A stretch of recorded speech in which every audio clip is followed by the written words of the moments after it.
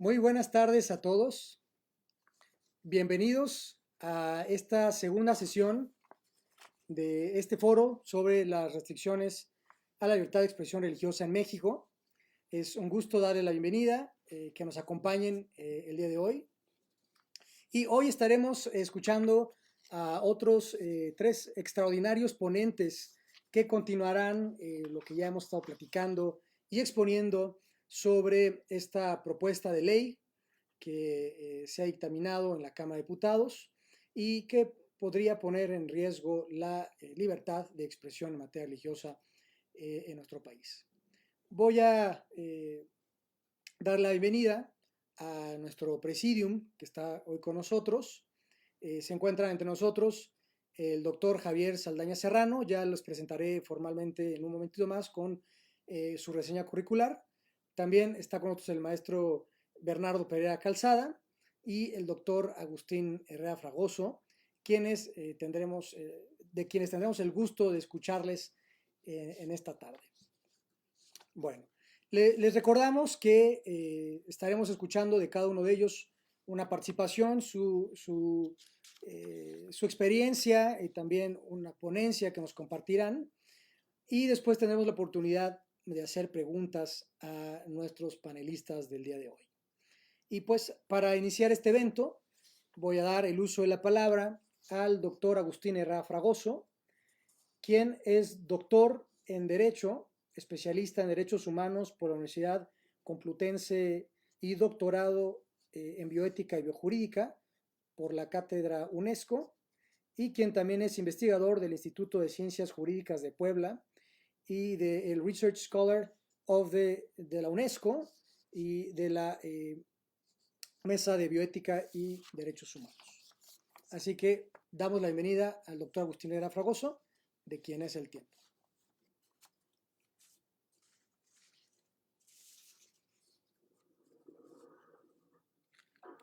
¿Qué tal? Muy buenas tardes a todas y todos. Yo agradezco la invitación, que además me honra con compartir con el maestro Bernardo y con el doctor Javier Saldaña. Voy a compartir pantalla, por favor.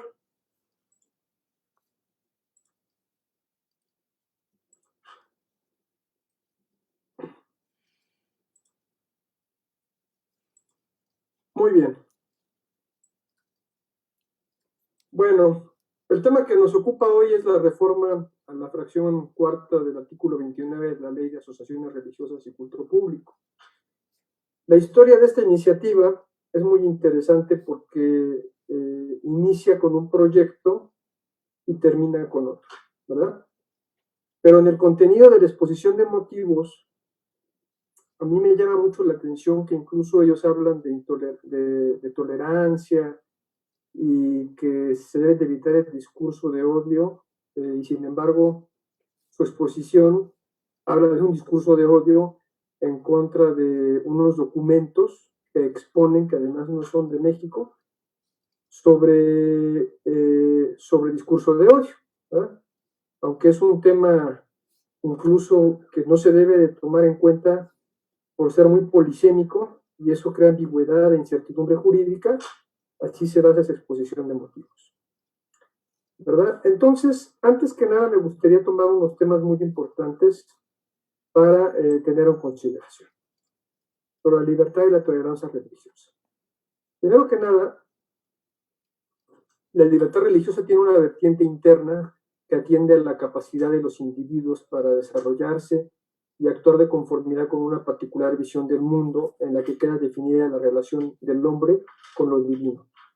Y una vertiente externa a la que todo hombre es libre para profesar la creencia religiosa que más le agrade y para practicar las ceremonias, devociones o actos de culto respectivo, siempre que no constituyan un delito o falta penados por la ley.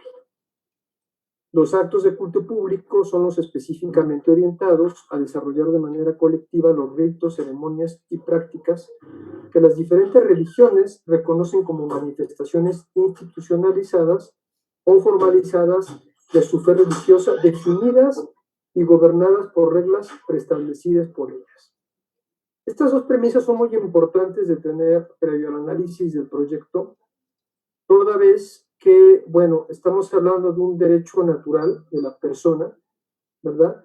Donde tiene esa libertad de escoger pues, realmente la creencia religiosa que más se ajuste a su pensamiento, y por otra, ese pensamiento religioso pues están definidas con dogmas, ¿verdad? Que incluso pues, han pasado históricamente para el beneficio de todas las personas. Y un punto central en el tema de la religiosidad y del culto, pues es que obran para religar a la humanidad, para buscar realmente unir a las personas, no para dividir o crear conflictos. Es un punto muy importante a destacar, porque entonces uno de sus elementos centrales es buscar la paz y la armonía. Y en un Estado democrático no se puede impedir tanto la libertad de convicciones éticas, de conciencia y de religión, y a tener o adoptar en su caso la desfavorables. Así también la libertad de expresión y asociación pues es muy importante para conformar estos principios previos, ¿no? Con la única limitante pues que no dañe a terceras personas, ¿verdad? Y como lo señalé, pues siempre buscan la armonía, la paz y una coexistencia relacional entre todos los individuos. Bueno, vamos a ver entonces ahora cómo se desarrolla este proyecto. Inicia realmente el objeto de la iniciativa para sancionar expresamente a las asociaciones religiosas o ministros de culto que profieran expresiones o actos de discriminación en contra de las personas con motivo de su identidad sexual o expresión de género. Eso es el punto más importante que tiende a desarrollar esta iniciativa.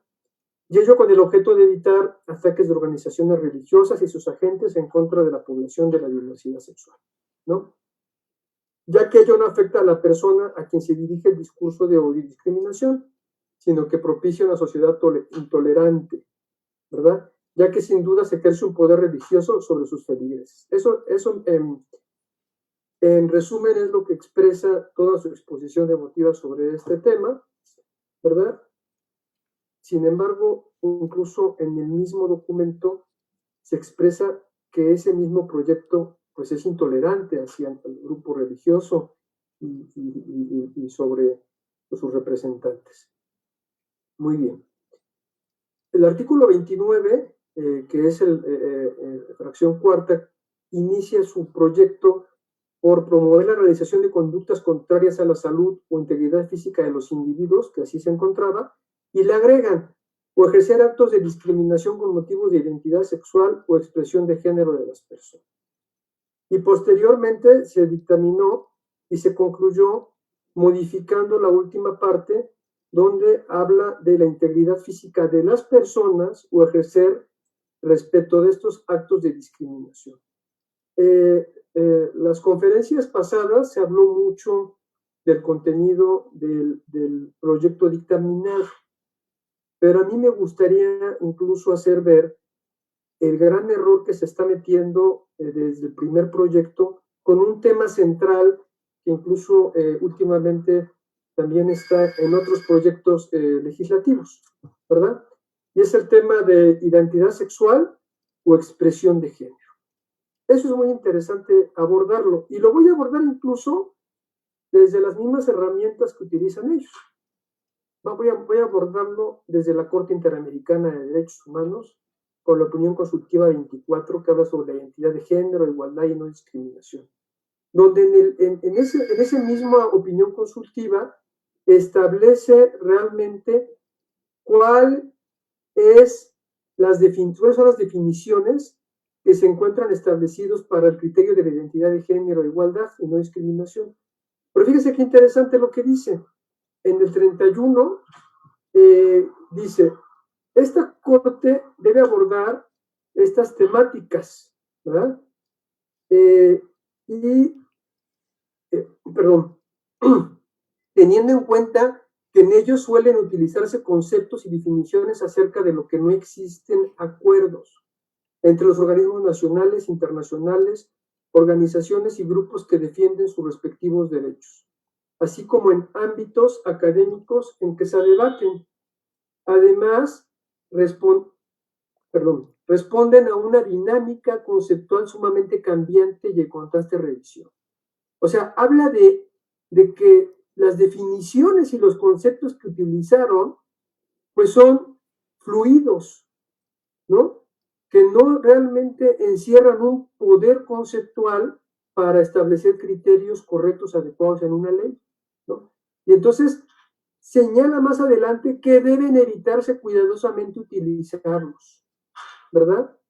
Y a mero título ilustrativo e inclusivo demostrativo de las dificultades antes señaladas, ¿no? Entonces, fíjense, ¿cómo se llama? El error que están entrando al ir poniendo estos conceptos que la misma Corte Interamericana en su opinión consultiva señala que hay que manejarlos prudencialmente.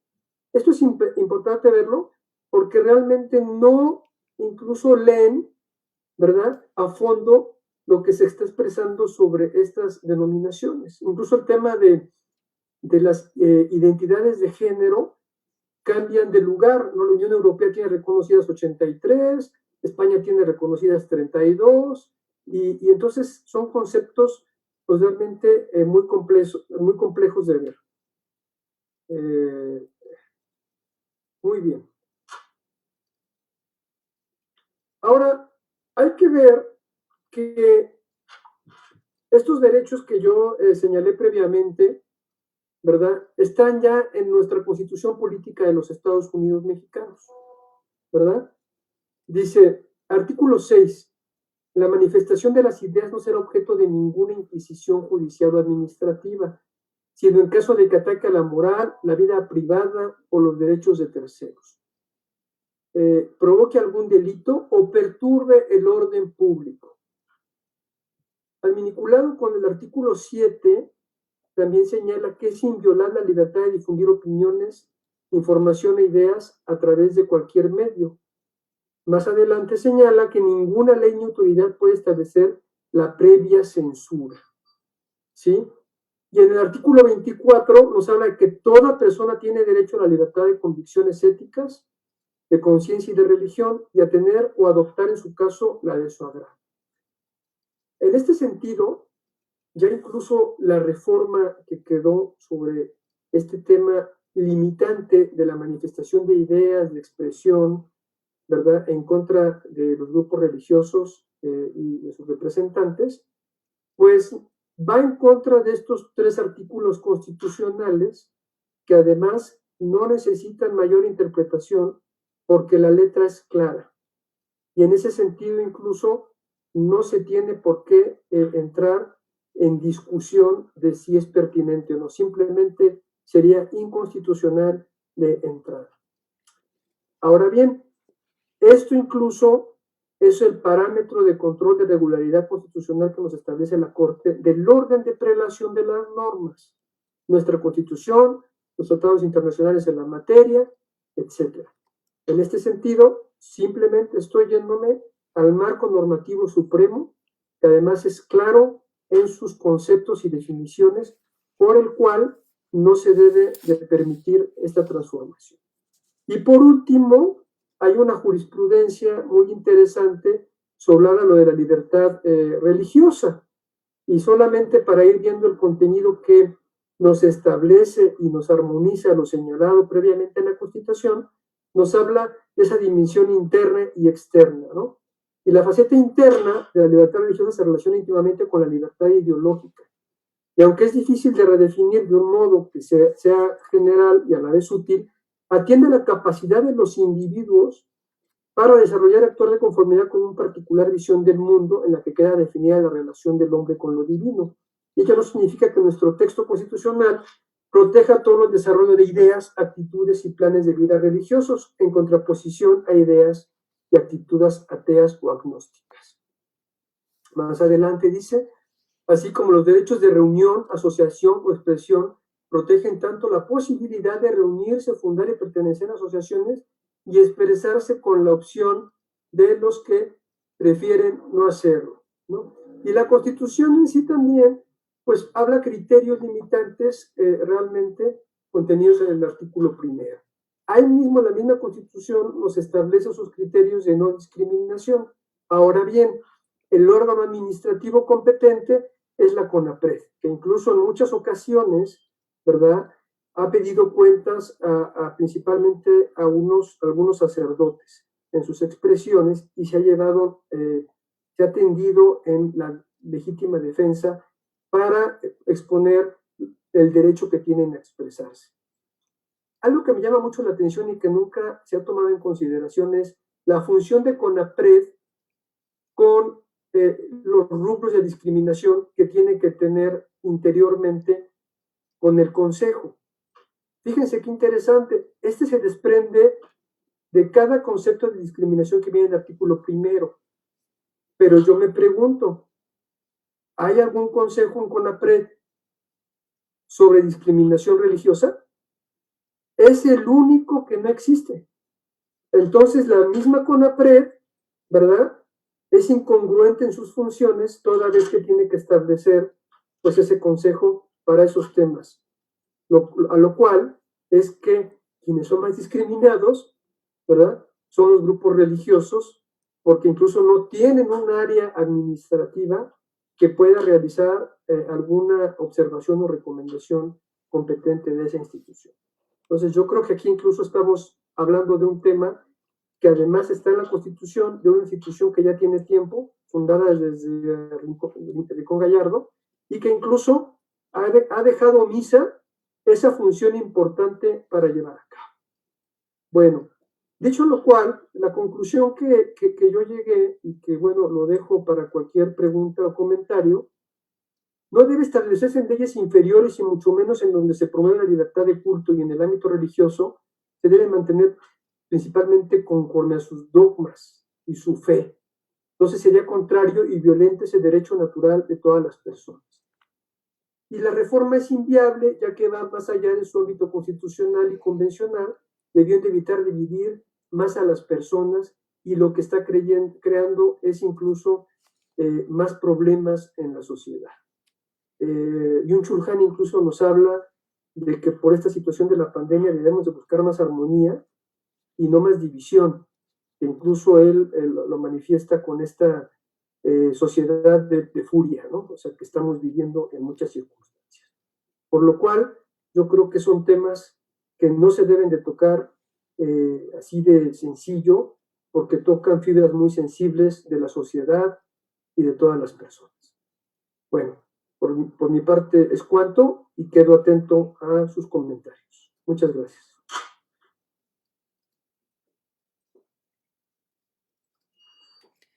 Excelente. Muchas gracias al doctor Agustín Herrera. Ya nos ha el compartido, ahorita desmenuzó la iniciativa en sí, los términos y las condiciones bajo la cual se redactó la iniciativa y el dictamen, y ya nos hizo también aquí algunas precisiones sobre cómo esto podría incidir e impactar, y lo que incluso hoy nuestra constitución está protegiendo. Vamos a dar ahora también el uso de la palabra al maestro Bernardo Pereira Calzada, que será nuestro segundo ponente de la tarde.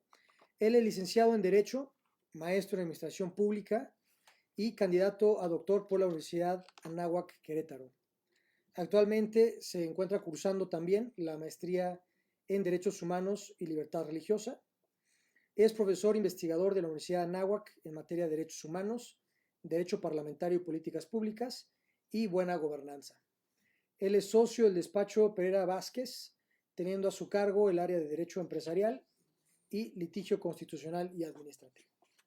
El tiempo es usted, maestro. Adelante. Muchas gracias, Cristian.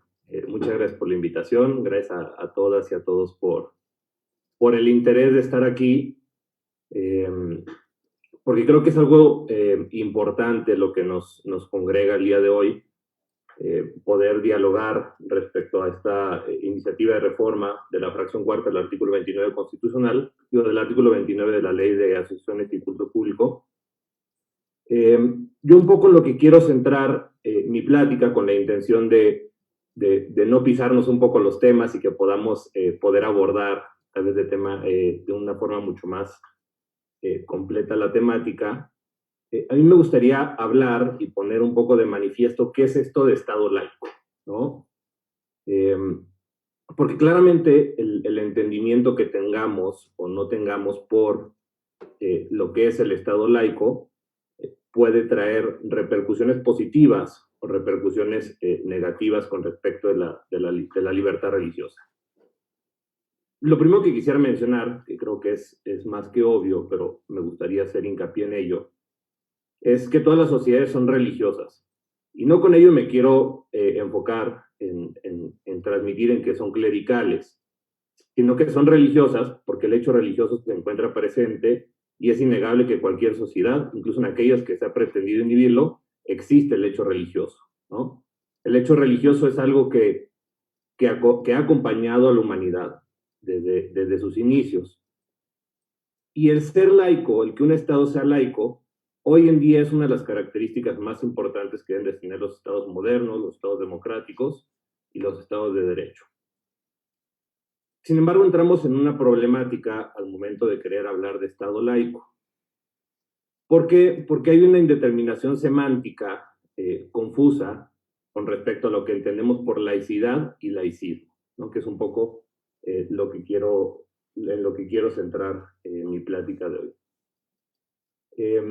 Esta dificultad semántica con respecto a qué se entiende por laicidad y qué se entiende por laicismo puede impregnar de forma correcta o de forma errónea las políticas públicas y el desarrollo normativo legislativo que lleva a cabo el Estado con respecto a las distintas religiones en los países. ¿Esto por qué es relevante? Es relevante porque una iniciativa de ley como la que estamos platicando el día de hoy, pues de origen, ¿no? Tal vez alguien externo que no estuviera involucrado en esta temática, podría decir, bueno, a ver, la intención de la iniciativa de ley pareciera, en principio, no ser mala, ¿no? ¿Por qué? Porque claramente todo el mundo dice, ok, si es una iniciativa que aparentemente busca terminar con la discriminación, todo el mundo podría decir, ok, ¿por qué tendría que ser, o por qué tendría que venir viciada o tendría que venir con cierta carga negativa esta ley? Y justo tiene que ver con la mala concepción del Estado laico. Algo que es importante es lo que señalaba el doctor Agustín hace un momento, con respecto a que esta propia iniciativa de ley, si bien, como viene en la exposición de motivos y como ya lo señaló el doctor, tiene la intención de una forma errónea, a mi parecer, de terminar con la discriminación por cuestiones de género, esta propia iniciativa de ley pues termina discriminando, ¿no?, a una categoría sospechosa en términos del artículo 1º, párrafo 5º constitucional, que son las acciones religiosas y los ministros de culto, ¿no?, que tal cual así viene estipulado en el propio texto constitucional. Pero ¿qué pasa? ¿Por qué una iniciativa de ley que en principio pareciera pues terminar con la discriminación puede generar una mayor discriminación a las distintas acciones religiosas, a los ministros de culto, bajo un aparente paraguas de terminar con la discriminación por diversidad de género? ¿Qué pasa? La concepción que se tiene de Estado laico, ¿no?, en términos del artículo 130 constitucional, el principio de separación Iglesia-Estado, a mi parecer en México es una mala concepción de lo que debe de ser un Estado laico. ¿Por qué? Pensemos como el Estado laico como una garantía para el correcto ejercicio del derecho humano a la libertad religiosa, ¿no? Mucho se ha debatido en la doctrina con respecto a si es primero un Estado laico para que entonces exista la libertad religiosa, o si es la libertad religiosa como derecho humano para que después se establezca un Estado laico. Creo que la propia pregunta resuelve la duda, ¿no? La libertad religiosa como un derecho humano, por su propia categoría de derecho humano, es el universal, inalienable de la persona, y tener su propio fundamento, la dignidad humana, podríamos decir que es previo a la necesidad de que exista un Estado laico. ¿Por qué? Porque si partimos de la premisa que debería de existir primero un Estado laico para que pueda darse la libertad religiosa, estaríamos sobreponiendo el Estado laico sobre el derecho humano a la libertad religiosa, cuando debe ser completamente al revés. Cuando debe ser que exista un derecho humano y que existan ciertas garantías para su correcto ejercicio, dentro de una de ellas, el Estado laico. Entendido el Estado laico como una laicidad que debe de impregnar todas las actuaciones, políticas públicas, creación de norma jurídica, como aquel principio rector, como aquella característica que busca poner en un plano de igualdad a todas las religiones sin tener preferencia respecto de una. Y es justo aquí donde se vuelve esta línea delgada entre la errónea concepción que se tiene muchas de las veces con el Estado laico. Porque cuando se habla del Estado laico, muchos de nuestros gobernantes llegan a pensar más que en una laicidad, en un laicismo. ¿Qué es este concepto de laicismo? Y he recibido críticas por diversos doctrinarios que dicen que descalifican el concepto del laicismo en razón de que una de las primeras veces que fue utilizado fue en una encíclica de Pío XI. Pero este concepto de laicismo, que tiene que ver con el Estado laico, ¿no? Una mala concepción y un mal ejercicio del Estado laico. El laicismo lo que busca, más allá de poner a las religiones en un plano de igualdad y volver efectivo, volverse el Estado una garantía para el buen ejercicio del derecho a la libertad religiosa, busca acabar y acallar con las voces religiosas. Justamente como lo propone la iniciativa de reforma a la ley de asociaciones religiosas y culto público. Mediante ciertos limitantes en donde limiten el ejercicio o el buen correcto ejercicio del derecho a la libertad religiosa, bajo el argumento de un Estado laico y bajo la pantalla o bajo la máscara de querer proteger o preservar otros derechos como lo estipula la propio decreto de iniciativa presentado en Cámara de Diputados. ¿Esto por qué es relevante? Porque si nosotros en principio no logramos entender qué es o qué debería de ser un Estado laico, ¿no? Aquel Estado que busca poner en igualdad de condiciones a las distintas religiones, que promueve el diálogo interreligioso y la participación religiosa como una forma de democracia participativa activa, que busca abrir los espacios, eliminar restricciones con respecto al libre ejercicio del derecho a la libertad religiosa. Si en lugar de entenderlo de esa forma, lo entendemos como aquel Estado que debe de acabar y de acallar las voces religiosas, pues vamos a seguir cayendo en una espiral, ¿no? O en un círculo vicioso, en el cual, por esta mala concepción con respecto de cuál es el papel del Estado con respecto de las religiones o de las voces religiosas, vamos a seguir fomentando que las y los legisladores, que las y los gobernantes, pues sigan cayendo en esta mala concepción y por ende sigan generándose diversas políticas públicas, diversas iniciativas de ley, que esperemos y no, pero que pueden terminar materializándose en una reforma a la ley, que terminen causando una afectación directa tanto a las iglesias, tanto a las distintas religiones como a la libertad religiosa.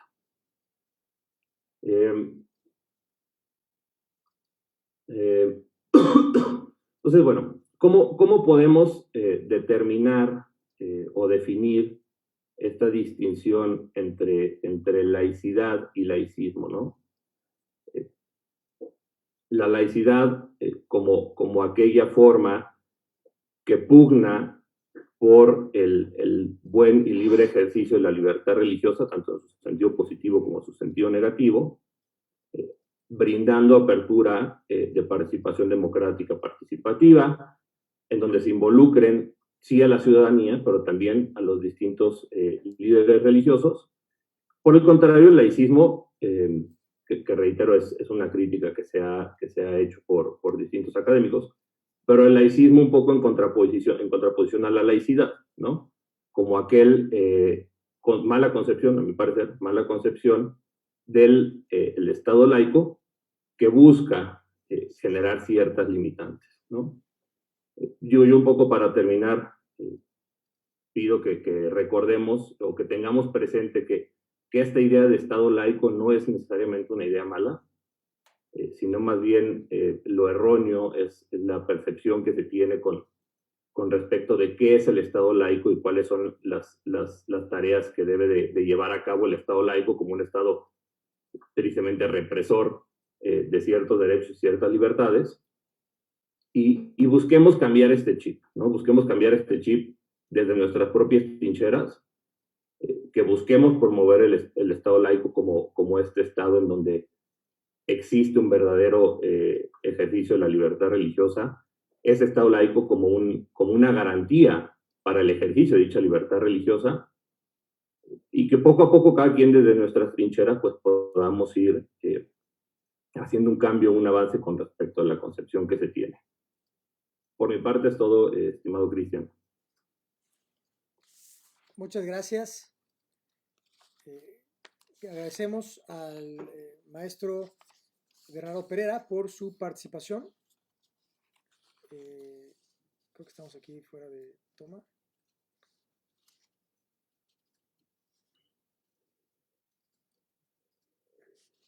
Ok.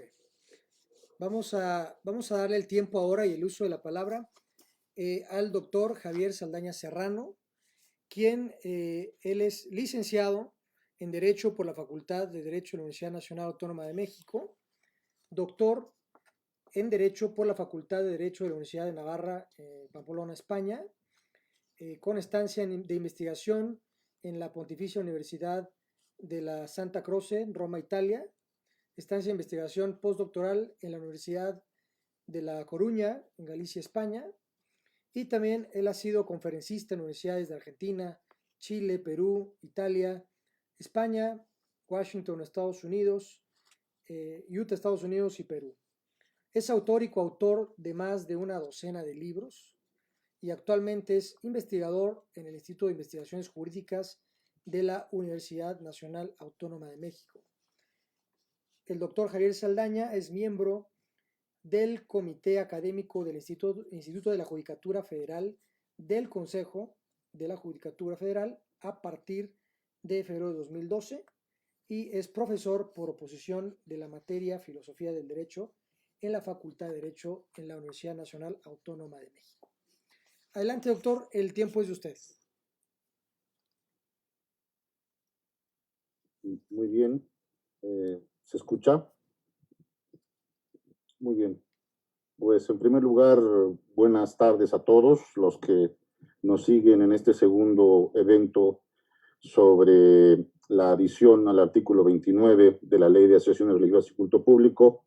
Vaya mi agradecimiento a Conciencia Nacional por la Libertad Religiosa y evidentemente a Cristian Vadillo por haberme extendido esta invitación.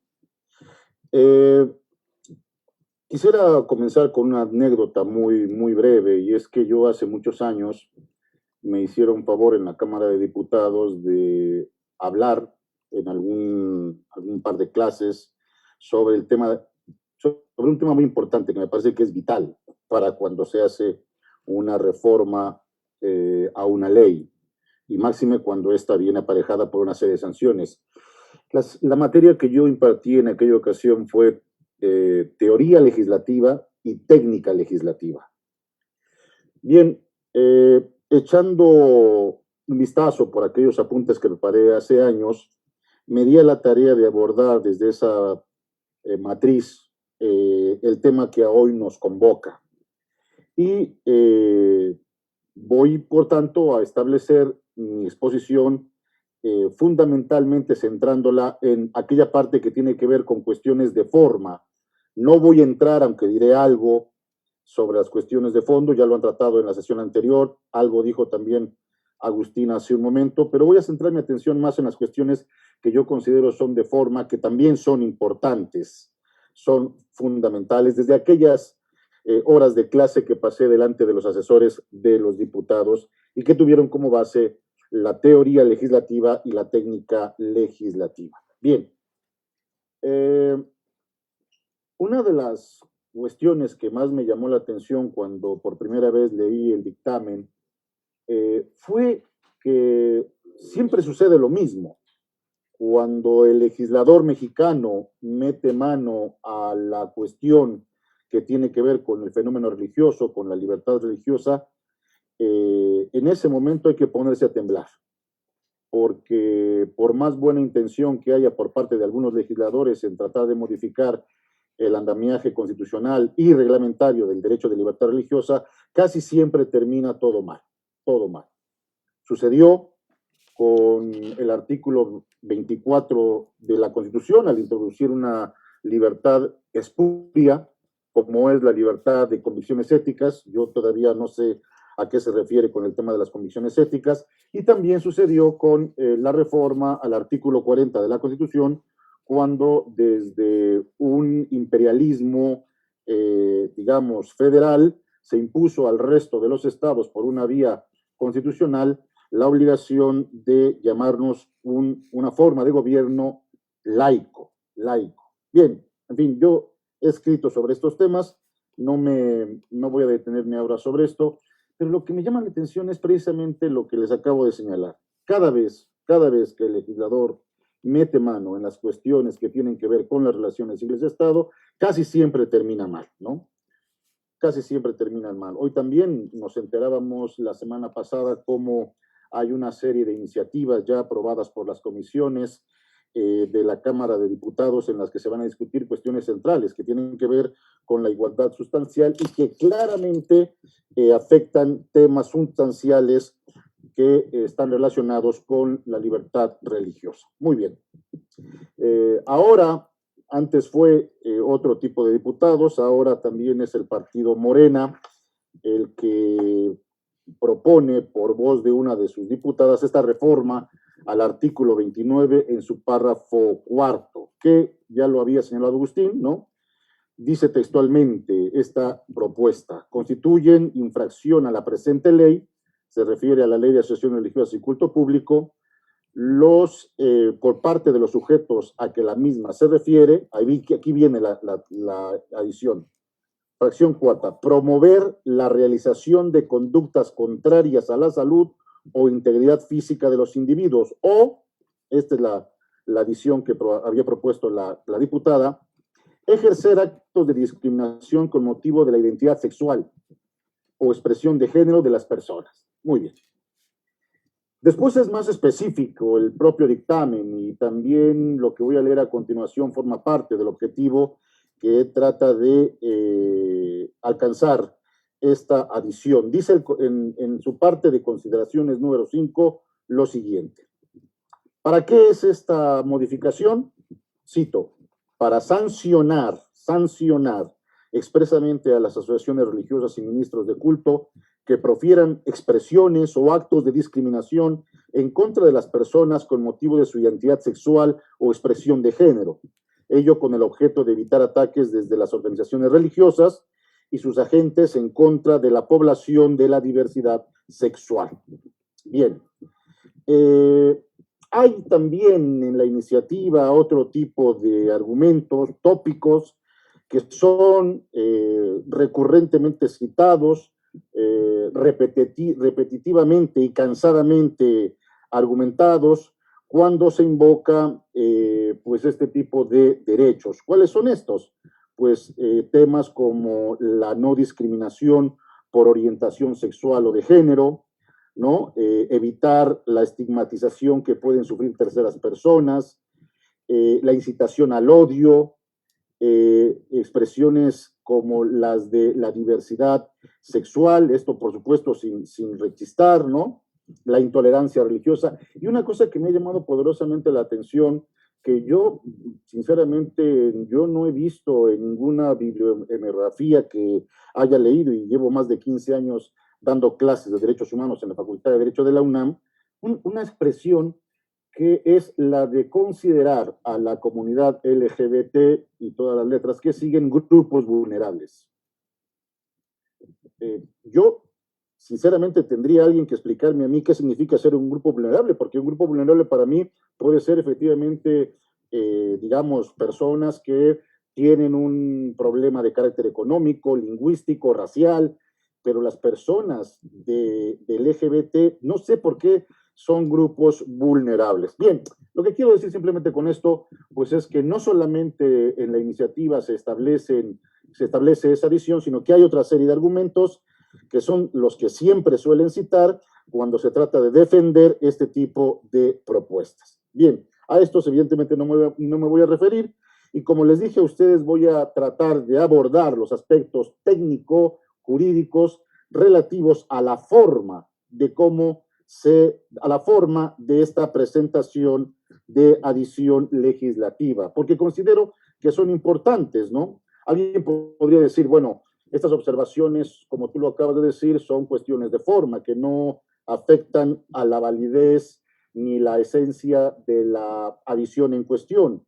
Pero me parece que esto sería un error. Como todos sabemos, en la propuesta de una iniciativa de ley, la forma también es fondo. Y desde la teoría sabemos que para que una norma pueda adquirir validez en el sistema jurídico mexicano, tiene que reunir una serie de requisitos que sean también requisitos de forma.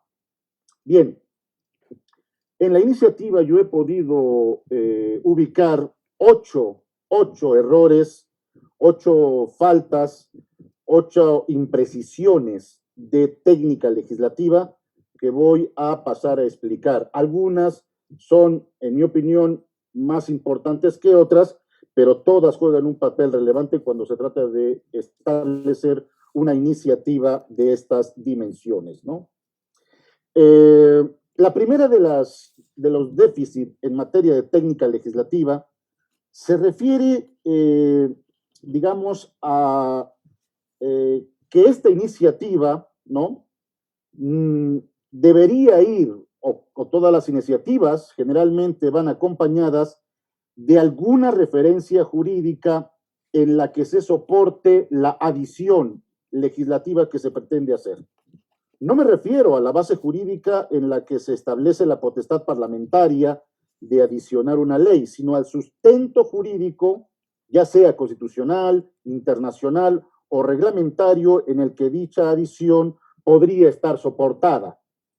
En el fondo, lo que exige la buena técnica legislativa es la obligación que se tiene de mencionar lo que en la técnica legislativa se conoce como antecedentes de la adición legislativa. Así, por ejemplo, si existiera un documento internacional o constitucional que estableciera, por ejemplo, la sanción a las asociaciones religiosas, a las religiones, a los movimientos de culto por sus declaraciones sobre las prácticas homosexuales, ¿no? Si existiera un documento jurídico internacional o nacional por estos hechos, ¿no? Tal documento debería ser citado en la iniciativa que estamos comentando para reforzar la propuesta que se pretende imponer. La pregunta que uno se formula es, al hilo de este primer déficit, ¿existe alguna normatividad análoga, ya sea nacional o internacional, en la que pueda ser soportada tal iniciativa? Me temo que no. Esta exigencia de técnica legislativa tiene la intención de mostrar cómo en otros ámbitos jurídicos la preocupación objeto de la iniciativa ya ha encontrado eco y ha sido tan significativo que ya ha sido regulado. Esto sería un ejercicio prístino de lo que en la ciencia del derecho se conoce como derecho comparado. La iniciativa en cuestión, pregunto, ¿tiene alguna referencia comparativa? Y esto no es así. Me parece que, una vez más, los legisladores, como si no hubieran problemas realmente importantes por resolver, se sacaron de la manga esta adición legislativa porque no hay una sola referencia expresa a algún documento jurídico que sirva como antecedente y que la sostenga.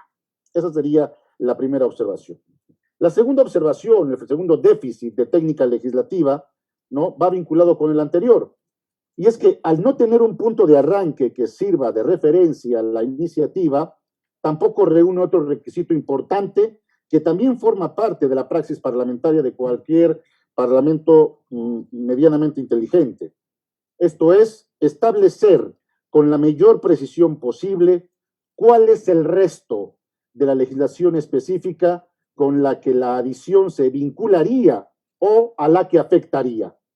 Lo que se quiere decir es que la adición legislativa que se pretende realizar no remite en ninguna de sus partes a normas complementarias o suplementarias. Nada, simplemente no se dice nada. Y esto, cara al derecho y cara a la democracia, por supuesto que afecta al sistema democrático, porque no es capaz de establecer cuál es la relación que la norma que se pretende adicionar, ¿no?, tiene con el resto del ordenamiento jurídico. Es verdad que la iniciativa señala al artículo 1 de la Constitución en su párrafo 5º, pero lo hace para mencionar que es aquí donde está el derecho de no ser discriminado sin hacer una sola mención, por ejemplo, a legislación específica alguna, que ya existe, por cierto, ¿no?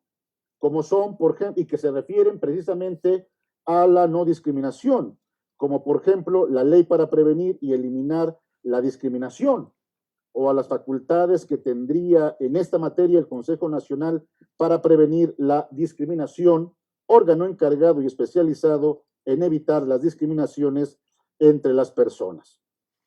Esto nos muestra claramente la falta de una búsqueda exhaustiva de aquella legislación complementaria o suplementaria que involucra la referida adición, evidenciando una vez más la pésima técnica legislativa en comento.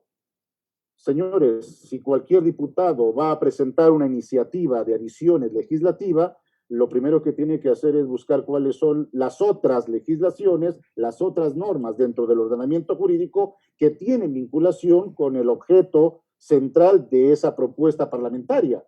¿Y por qué no la presentó en el dictamen o por qué no hay una referencia en el dictamen a una ley que ya se había dado con anterioridad para tratar el tema de la discriminación, como es la ley para prevenir y eliminar esta? ¿O por qué no tampoco se hizo ninguna referencia a los órganos encargados de vigilar que no haya discriminación entre las personas?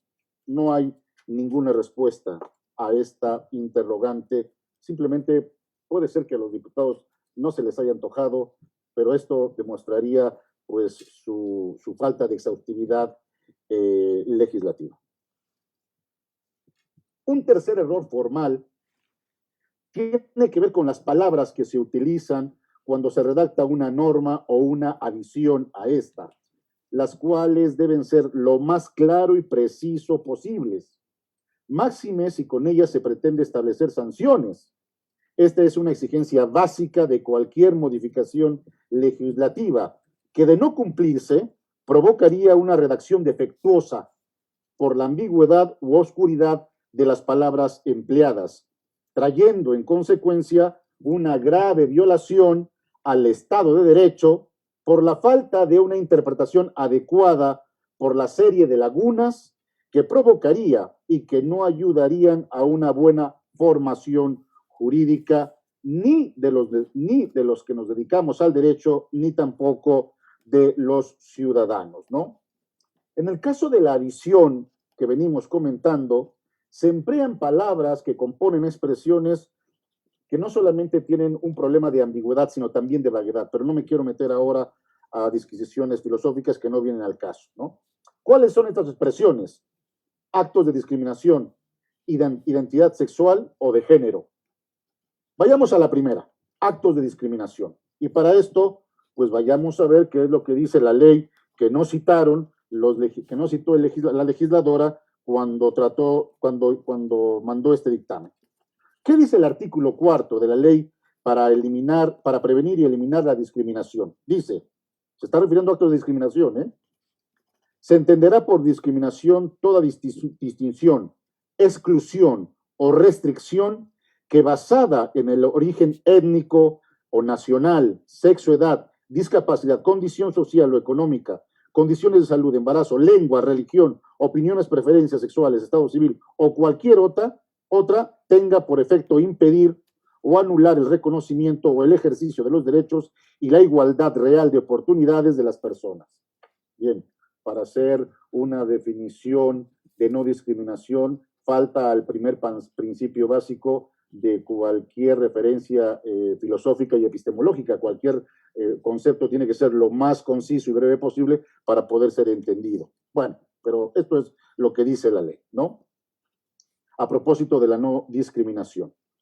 Pero la expresión discriminación, con todo lo que dice y lo que acabo de leer, pues refleja claramente la ambigüedad de las expresiones. Quisiera poner un ejemplo sobre lo que estoy mencionando a propósito de si cabe cualquiera de los supuestos que ha mencionado la ley en la no discriminación.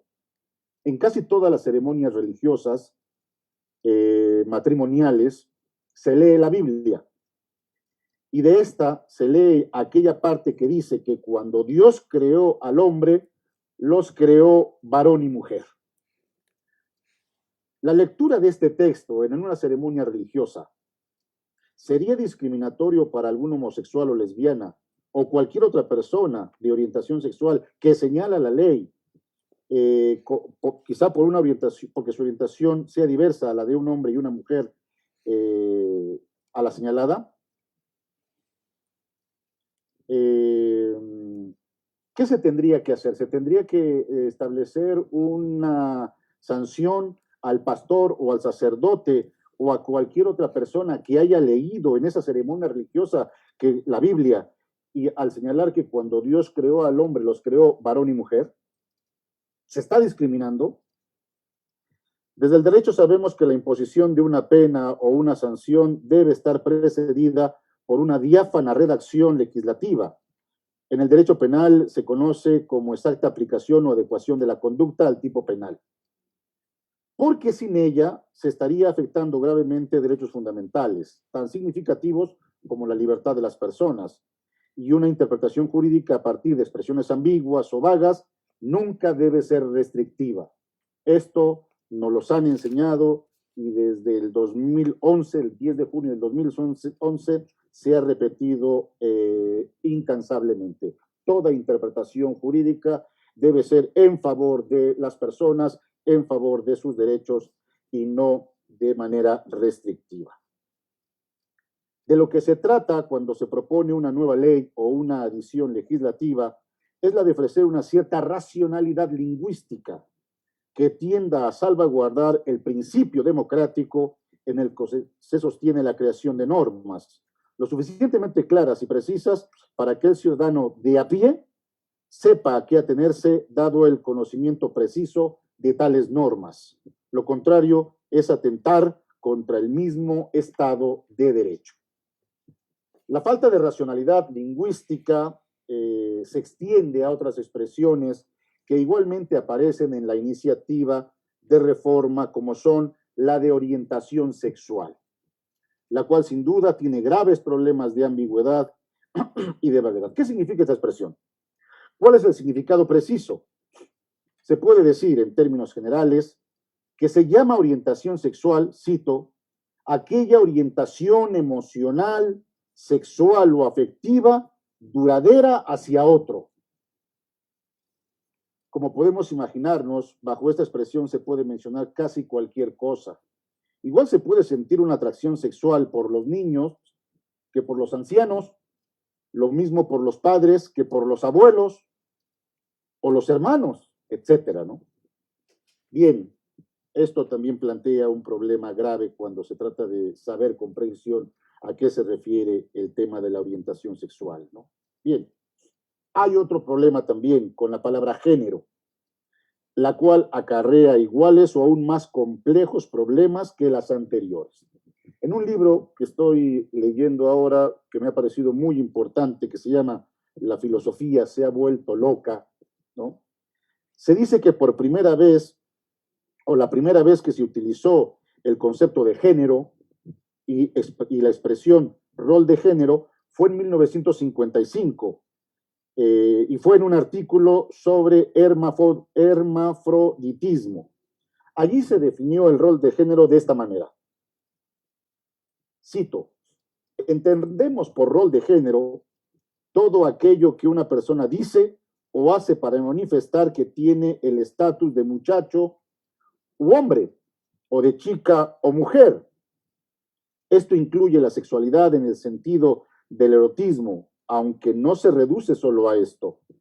Un rol de género no queda establecido desde el nacimiento, sino que se construye acumulativamente a través de las expresiones descubiertas y vividas. Cierra la cita, y la cita la hace un señor que se apellida Money, en este libro de la filosofía Se ha vuelto loca. Serían innumerables, Agustín lo había señalado al principio de la exposición, las expresiones de género o de rol de género que podría manifestar una persona a lo largo de su vida, las cuales serían muy difícil de clasificar en este momento, pero en algún intento se ha llegado a mencionar más de 153 expresiones de género. ¿A cuál de todas estas se refiere la modificación legal que se pretende establecer en la fracción cuarta del artículo 29? Bien, esta sería la tercera de las críticas a la reforma. La cuarta, el tema de las sanciones. En primer lugar, habrá que decir que la actual ley de asociaciones religiosas y culto público contiene un aparato de sanciones establecido en el artículo 32. Es decir, sí existe un sistema de sanciones previsto en la ley. Sin embargo, quizá convenga hacer dos comentarios al respecto. El primero es el amplio margen de discrecionalidad que tiene la autoridad para imponer estas sanciones.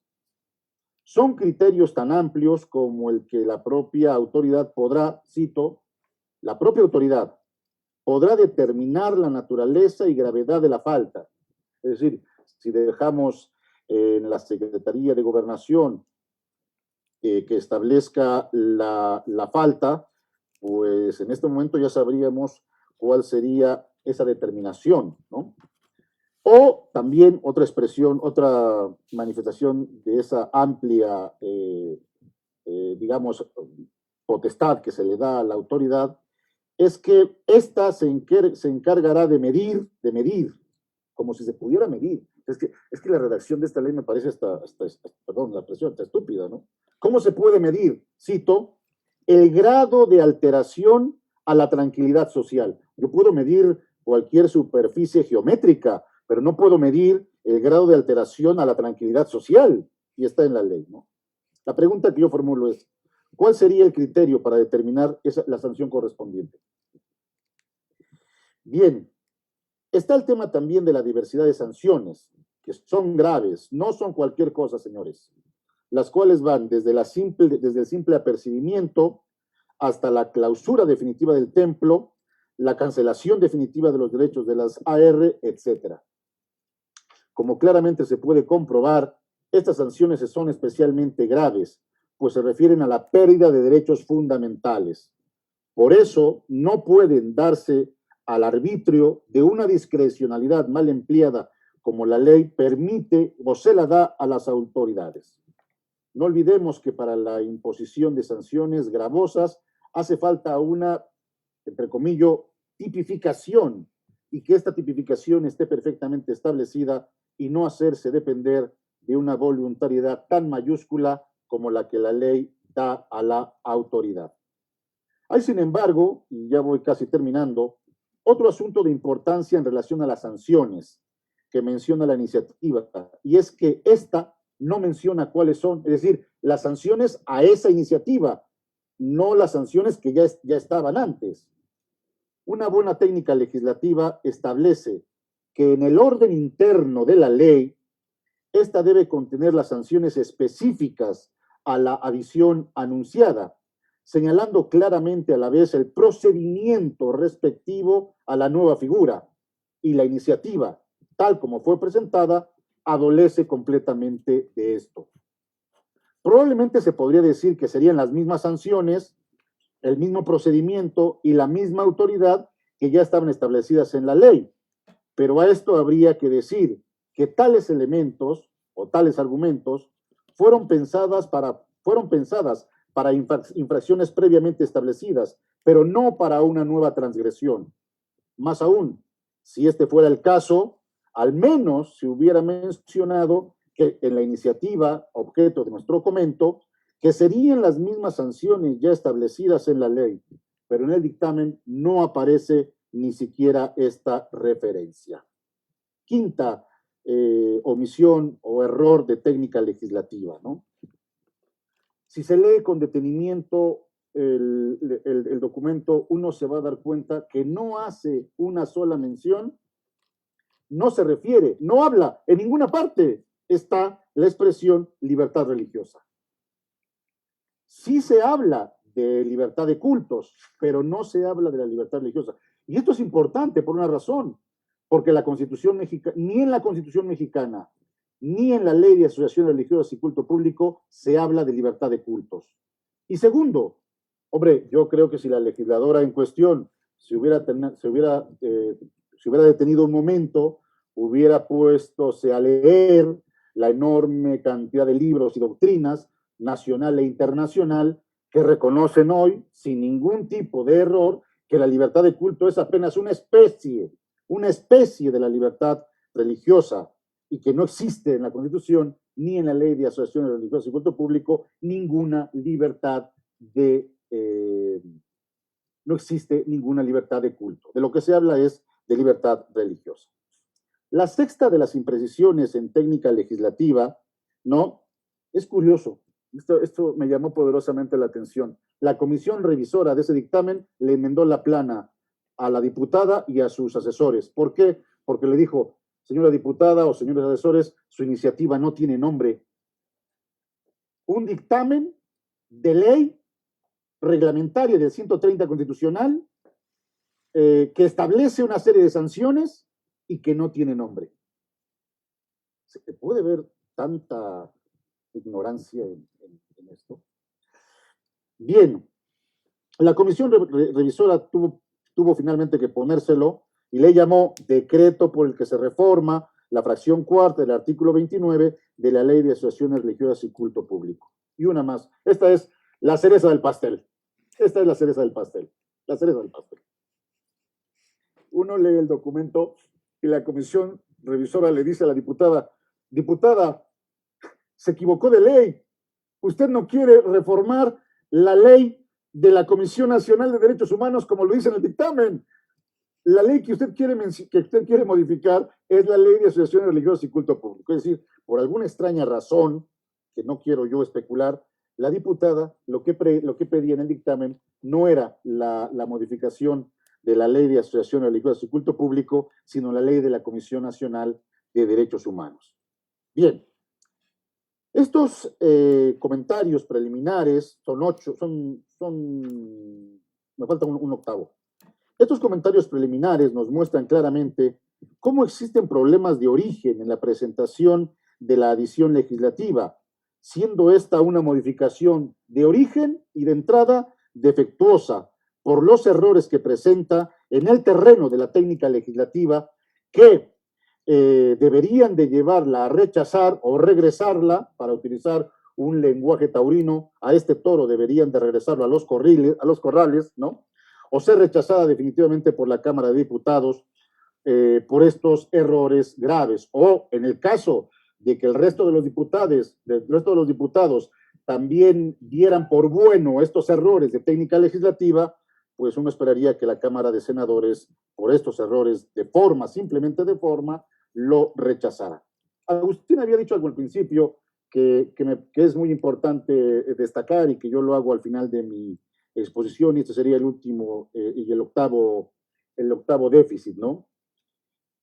Así como fue presentado el dictamen al artículo 29, fracción cuarta, fue tan deficiente la iniciativa que se presentó que la comisión revisora le enmendó la plana a la diputada y, cito textualmente, el dictamen finalmente pasó o se aprobó con la siguiente redacción: promover la realización de conductas contrarias a la salud o integridad física de las personas, o ejercer, y esto es lo nuevo de la comisión revisora, o ejercer respecto de estos actos de discriminación.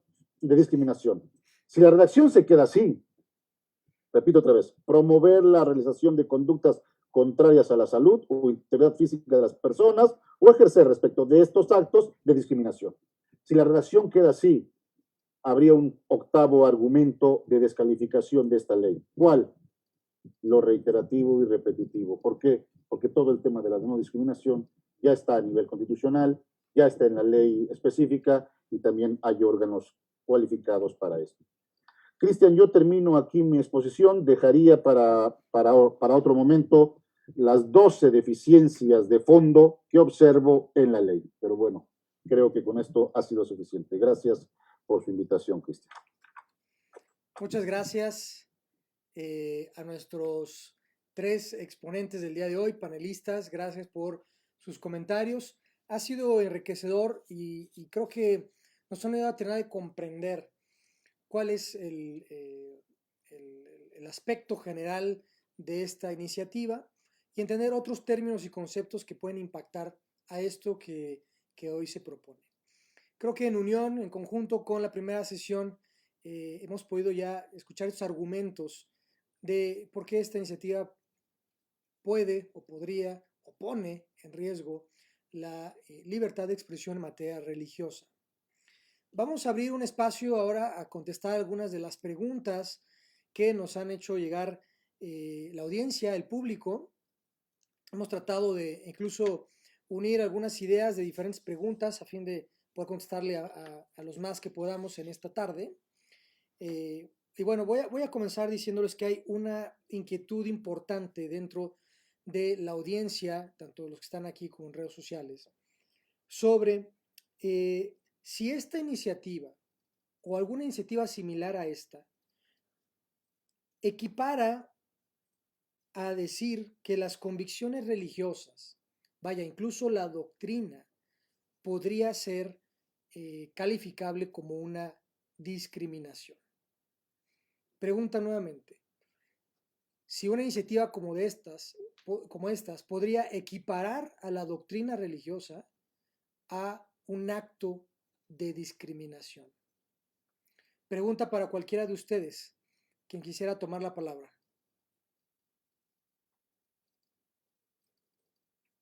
Si quieres, yo hago una aportación, Cristian. Adelante. Yo creo que es un tema complejo y justo es de las cuestiones delicadas de esta iniciativa, ¿no? Que esta iniciativa, bueno, pues al final quiera terminar inmiscuyéndose de alguna forma en la doctrina de las distintas religiones. Si no mal recuerdo, en la conferencia la semana pasada, por ahí se tocó un poco el tema, ¿no? Como en algunos, o en algún país se han tenido que hacer algunas reformas a la doctrina religiosa, pues para poderla difundir en los estados. Cosa que a mí me parece gravísimo, porque aparte de esta afectación al derecho humano a la libertad religiosa, pues es una intromisión mucho más allá de la que ya existe, a mi parecer, por parte del Estado en las acciones religiosas, ¿no? Como sabemos, ya hay una serie de limitantes y de injerencias por parte del Estado, de entrada con el simple hecho del reconocimiento, ¿no? Como acción religiosa. Creo que ya el que esta iniciativa, digo, no lo sé, no, la verdad es que no lo sé, pero a mí me parece delicado, ¿no? Pudiera dar pie a que quieran inmiscuirse en si la doctrina es o no es discriminatoria, y luego tal vez querer tener injerencia en lo que entiende cada asociación religiosa por matrimonio, por ejemplo, pues creo que puede ser sumamente delicado y creo que no es el papel del Estado, ¿no? Pero creo que tristemente esta propuesta de reforma tan abierta como queda en cuanto al tema de discriminación, pues podría dar cabida a muchas cosas que no necesariamente sean las idóneas. Gracias. Muchas gracias. ¿Alguien más?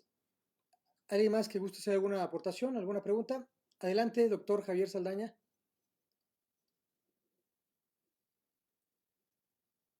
Está muteado tu micrófono.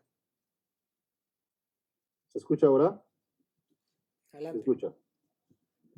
Yo creo que la respuesta a la pregunta que acabas de formular, Cristian, podría venir de dos posiciones.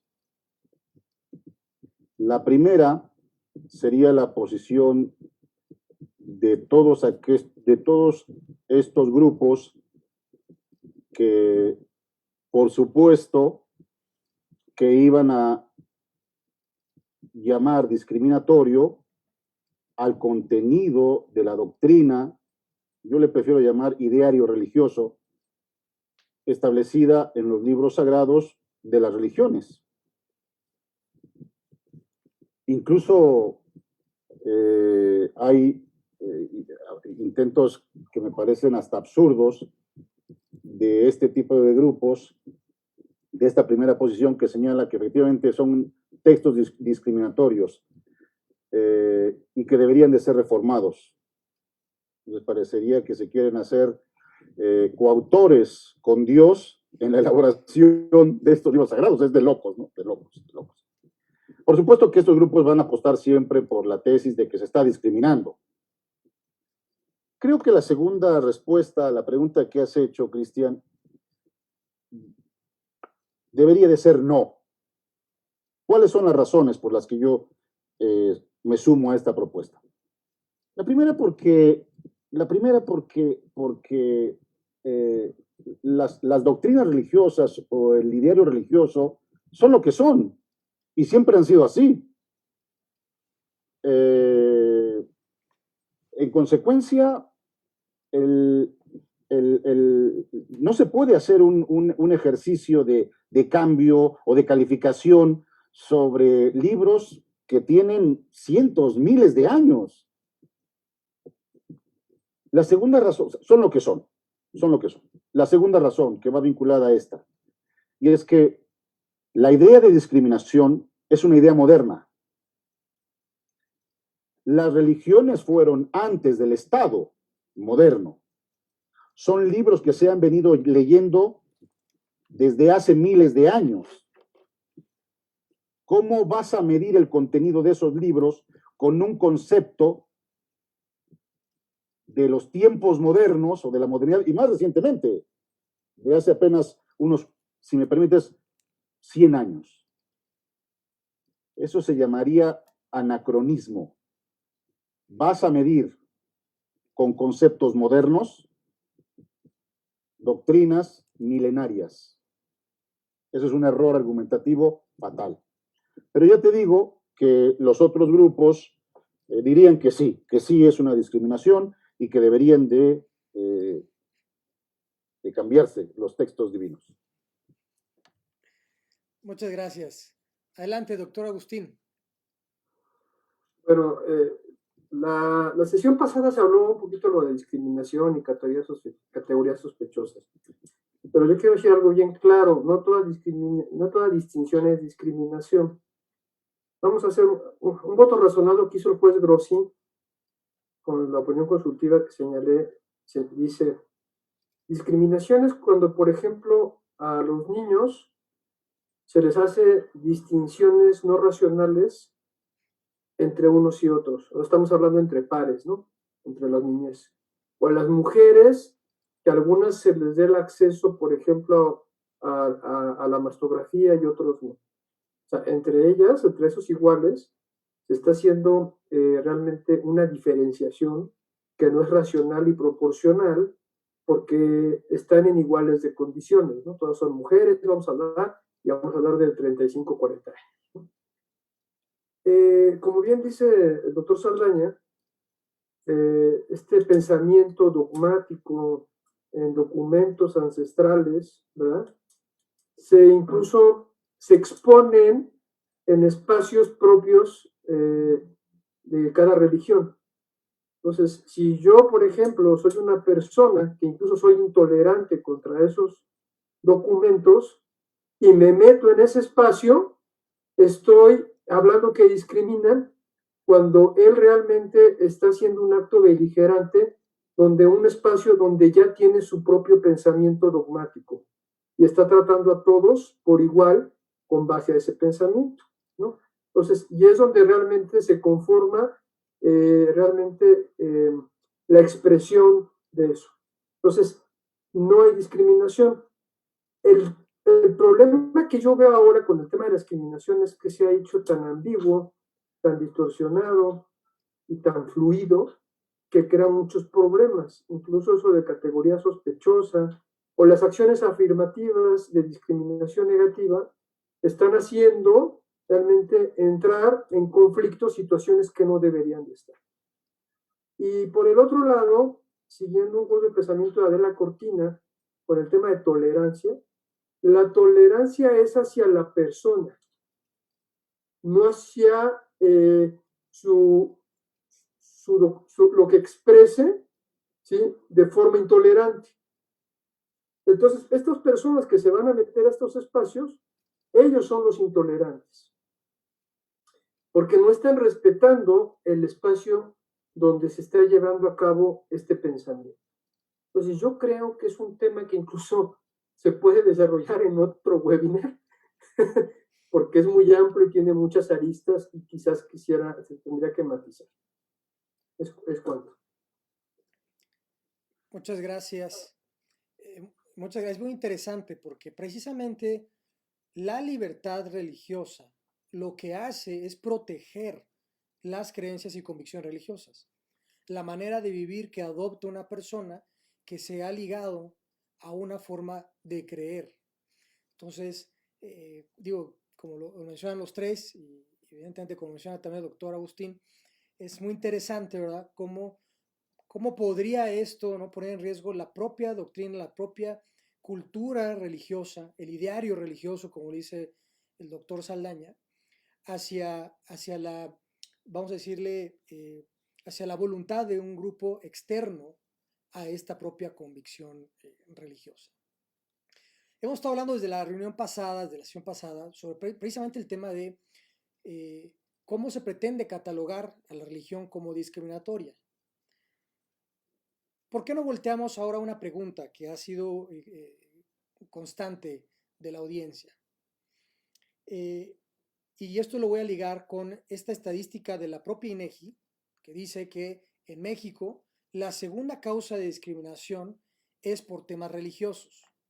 Incluso en el 8º lugar se encuentra el tema por preferencia sexual.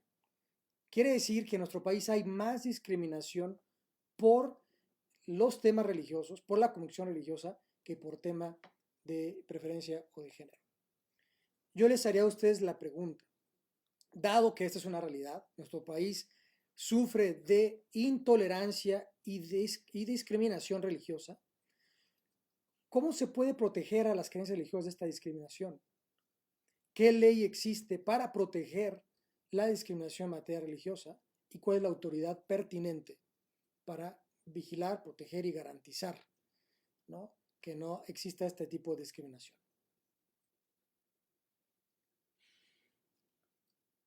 Quien sea que quiera hacer algún comentario.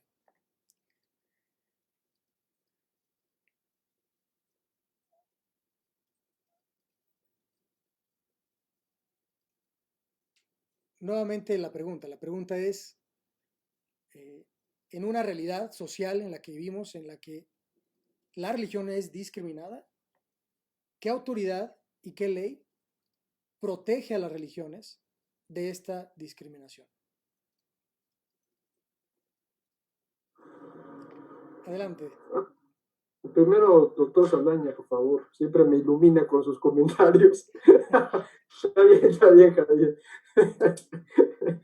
Bueno, yo nada más quiero señalar lo que dije en mi exposición, pues de que la misma Constitución ya te establece la discriminación en el artículo 1 y cuáles son los rubros. Y como señalé también, actualmente pues el CONAPRED es una institución administrativa que tiene que darle seguimiento, pero como también lo dije, no ha creado las condiciones para este grupo discriminado y crear ese consejo, ¿verdad?, que se pueda ir pronunciando y trabajando. Y eso también es por algo muy importante. Todas las transformaciones que tenemos a finales del siglo XX y este siglo es a través del famoso litigio estratégico, ¿no? Y lógico que los grupos religiosos pues no están buscando realmente dañar o causar encono social o más divisiones, y pues no hacen ninguna promoción, ¿verdad? No trabajan, no es su quehacer dedicarse a eso, al revés, su quehacer es religar, ¿verdad? A la gente, a la comunidad. Entonces, pues esto es una situación que en ese sentido, por eso han avanzado los otros grupos que se basan yo creo, no están conformes con su vida y buscan crear encono social y divisiones. Es algo que esta época de la modernidad y generación de cristal está generando mucho. No sé si quiera, eso es lo que yo puedo decir. Muchas gracias. Adelante, doctor Saldaña. Sí, yo me sumo en parte a lo que ha dicho Agustín. Si tu pregunta, Cristian, se refiere a qué legislación, qué ordenamiento jurídico, bueno, pues ya tenemos desde la propia Constitución, pasando por la ley para prevenir y sancionar la discriminación, el órgano encargado de sancionar la discriminación, etcétera, etcétera, etcétera. Bien, yo creo que legislación hay para prohibir la discriminación, pero la pregunta no es si existe legislación, claro que existe, y solamente me he referido a los ordenamientos nacionales, porque si uno se va al ámbito internacional, ahí uno va a encontrar una enorme cantidad de documentos. Yo acabo de comprar hace relativamente poco tiempo un compendio de derechos humanos y me llamó poderosamente la atención darme cuenta cuánta legislación hay en materia de no discriminación. Bien, bueno, legislación hay. Pero me parece que la pregunta no es si existe legislación, por supuesto que la hay. La pregunta es si, habiendo discriminación religiosa, como nos lo acabas de señalar, las instituciones encargadas de velar porque no se discrimine en términos religiosos realmente hacen su trabajo. Lo ha dicho Agustín muy claramente, me parece, y no hace falta más que ver cuál es la actuación de estos organismos, me parece que estos organismos han sido creados y han sido secuestrados más bien para defender una ideología contraria a todos aquellos que se sienten discriminados por los motivos religiosos, y pues con ese tipo de organismos no podemos avanzar. Por más bonita que sea nuestra ley, si estos organismos están secuestrados por esta ideología que favorece a un determinado grupo y que no hace prácticamente nada a favor de estos otros grupos religiosos que se sienten discriminados, bueno, pues ahí no se puede hacer nada. Ya es un problema no jurídico, sino es un problema de facto. Y luego, de todos modos, me parece que por más que hoy se diga y todo el mundo se llene la boca de la no discriminación, suelen muchas personas que se llenan mucho la boca hablando del tema de la no discriminación, saber muy poco de lo que es realmente la no discriminación.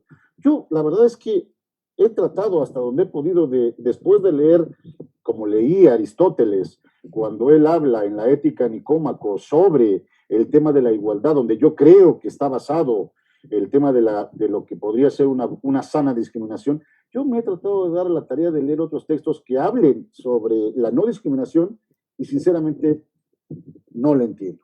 No le entiendo. Yo me quedo con Aristóteles, pienso que estos organismos no están funcionando o están funcionando solamente para beneficio de unos y que la palabra no discriminación es tan jabonosa que casi cualquier cosa le podemos llamar no discriminación. Pero si le llamamos a casi cualquier cosa o a todo le llamamos no discriminación, entonces no estamos, digamos, haciendo la tarea para saber cuándo estamos delante de una acción que es discriminatoria o no lo es. Bien, bueno, por lo de la legislación lo acabo de decir, Cristian.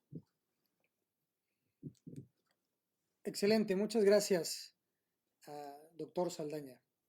Bueno, una última pregunta y luego una reflexión y una despedida de este evento que hemos tenido ya segunda sesión.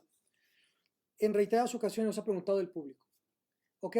Estamos hablando ya de la iniciativa, hemos entendido cuáles son los riesgos de la aprobación de esta iniciativa. Sabemos que ahorita se encuentra, ya hubo un análisis, hubo una determinación y ahora está en espera de una votación en pleno. Un par de preguntas que son complementarias. La gente nos estaba consultando. Uno, ¿qué pueden hacer las asociaciones religiosas y los ministros para tratar de evitar que esto prolifere y que esta iniciativa se apruebe? Y dos, en el caso extremo de que esta se aprobara, evidentemente sabemos que todavía tendría que ir a la Cámara de Senadores para su aprobación y discusión, pero en el hipotético, aquí nos hacen la pregunta de que se cristalizara como una reforma adicional a la ley, ¿cuál sería el paso a seguir? Si se podría plantear una acción de inconstitucionalidad en la Suprema Corte, es la pregunta concreta que nos hacen, o de qué manera se podría revertir un tipo de agravio hacia el sector religioso de esta manera. Creo que es una pregunta compuesta, ambas mejor podrían contestarse de la misma forma. Adelante. Sí, por favor. Maestro Bernardo, adelante. Rapidísimo, porque sé que seguramente el doctor Agus y el doctor Javier también querrán participar. Yo creo que es importante que las asociaciones religiosas generen algún acercamiento con las y los diputados, ¿no? Y es un poco lo que decía hace rato, ese tema de democracia participativa, pues las asociaciones religiosas tienen un papel activo dentro de la sociedad, ¿no? Y al final las y los diputados pues, también los representan, ¿no? A todas aquellas personas religiosas también son representadas por las y los diputados. Entonces creo que un acercamiento debe de darse de alguna forma. Sé que por parte de Conciencia Nacional existe un acercamiento con algunas y algunos diputados, pero creo que ese acercamiento y esa participación debe ser mucho más activa por parte de las asociaciones religiosas. Sé que mi respuesta no es una respuesta jurídica, pero busco que sea una respuesta práctica que sume a la democracia participativa, pues con la intención de que las voces de las voces religiosas pues también sean escuchadas y tomadas en cuenta, ¿no? Es un poco mi aportación. Gracias, Cristian. Excelente. ¿Alguna otra respuesta? ¿Alguno de los panelistas? ¿Alguna otra respuesta para esto? Adelante, Javier.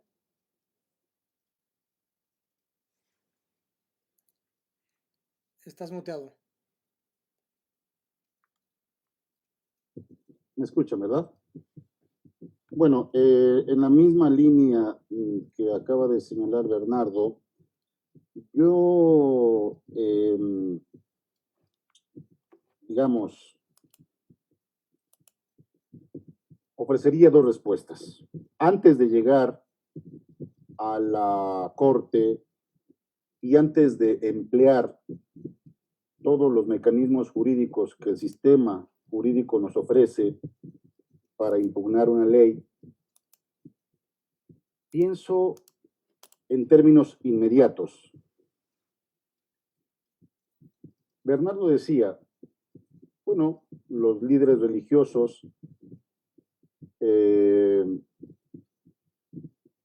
cuentan con la posibilidad de acercarse a los diputados, no para pedirles algún favor, sino para mostrarles argumentos jurídicos, como los que aquí hemos discutido en la sesión anterior y esta, y evidenciar los defectos de una ley. Desgraciadamente, en nuestra sociedad se piensa que cuando un líder religioso, cualquiera que éste sea, se acerca a un diputado, es para pedir que se apiaden de él y de su feligresía. No, el derecho cuenta con los mecanismos argumentativos para defenderlo. En el fondo, lo que yo estoy diciendo en este primer argumento es que los ministros de culto se acerquen con los diputados que la puedan aprobar, luchando por su derecho. ¿Y cómo se lucha por el derecho? Evidenciando cuáles son los defectos de la iniciativa de ley, tanto los de forma como los de fondo. La pregunta es que no sé si los diputados hoy son receptivos a argumentos jurídicos. Lo acabo de expresar en mi exposición.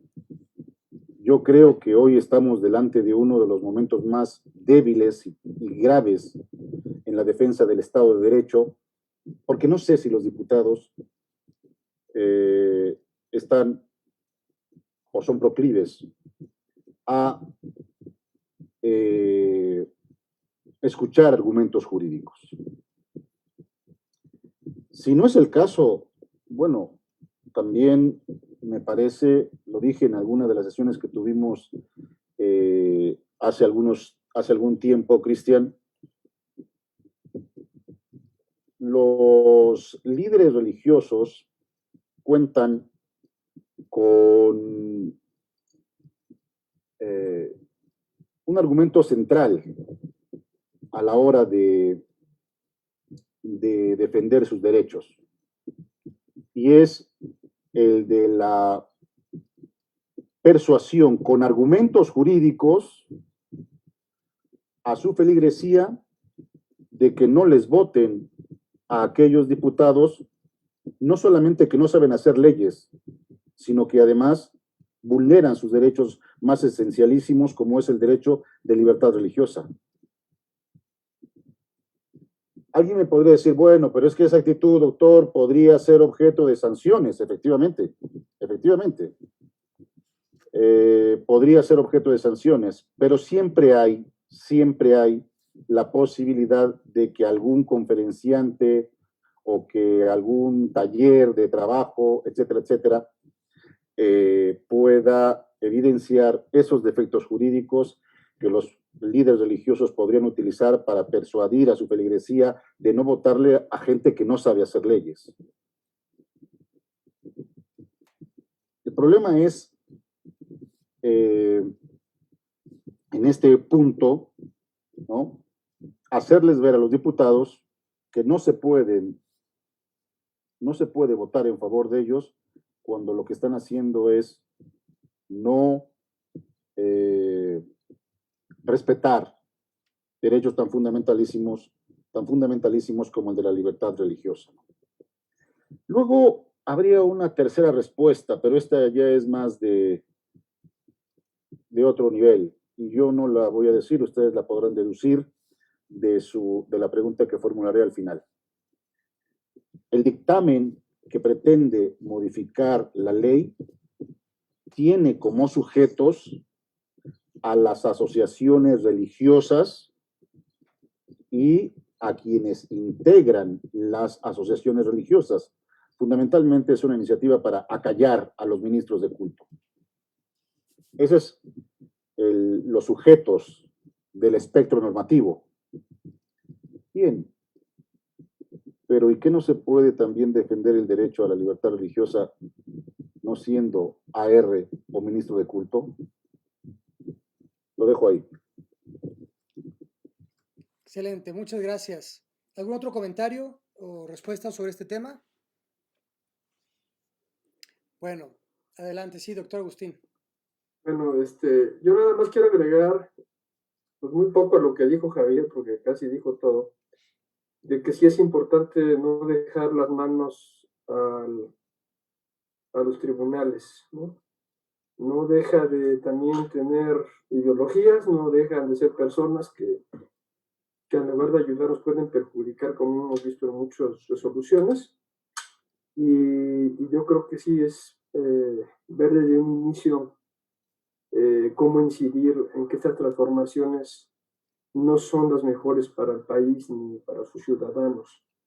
Entonces yo creo que eso es muy importante de tratar de trabajar, independientemente que existen pues, los recursos jurídicos, ¿no?, para que se puedan interponer, pero muchas veces los fines no van adecuados con la misma naturaleza del derecho.